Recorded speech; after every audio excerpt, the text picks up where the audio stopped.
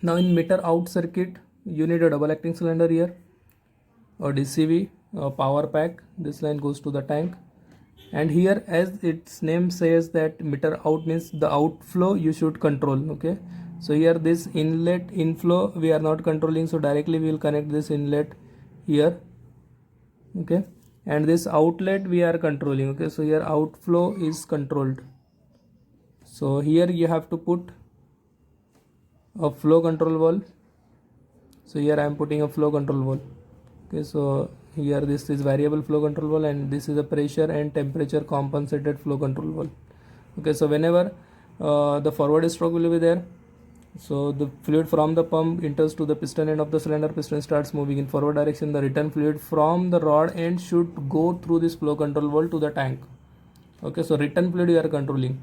So if you are controlling the return fluid, the forward motion is controlled. Okay, the forward motion is controlled, but you are controlling the forward motion by return line. That's why it is called as the meter out circuit. The return stroke should be without control. Okay, so for that purpose you have to place here a check valve. Okay, so check valve, the return fluid, when the piston retracts, in that case this fluid from the pump through this line B and through this check valve it should go to the tank. So here you have to place check valve like this. Okay, this will allow the fluid to flow in this direction. It will not allow the fluid to flow in right to left direction.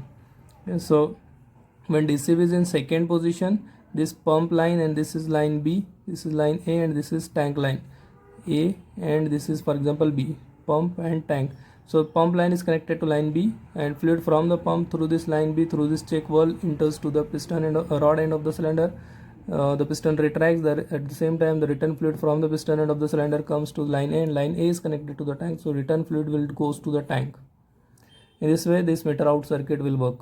So meter in, meter out, both the circuits are controlling the forward speed only, not the return speed. Return speed is without control, because when the piston is retracting, at that time the fluid is flowing through this check valve, and check valve doesn't control the flow rate.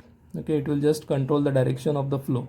It will not allow the fluid to flow from right to left. It will allow the fluid to flow in left to right direction only, in this direction. Whenever this arrow will be there, so opposite to this arrow the fluid can flow. The main advantage of this meter out circuit is when you are having some system like this. So for example your piston is like this, and here you are having some weight W. Okay, so because of its own weight the piston will move in forward direction. Okay, if you are not supplying the fluid and this line is connected to directly the tank, okay, so because of this its own weight, this piston will come in forward direction. So to avoid this, here we are placing a flow control valve, so sudden droppage of this weight will not happen because of this flow control valve. So this is the main advantage of this meter out circuit. So here we are controlling the outflow, and because of this controlled outflow, the sudden drop of this weight, sudden droppage of this weight will not happen. Okay, so here piston will move with a speed according to the your flow control valve.